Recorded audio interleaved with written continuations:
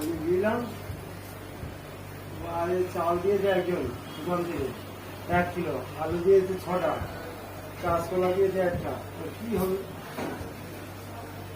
অন্য কাণ্ড। ওই সামনে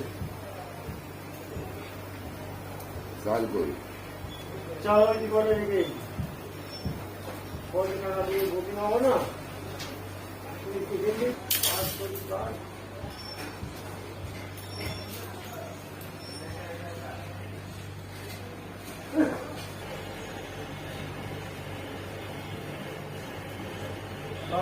ওখানে ভোট বনগায় বললা নাম দেওয়া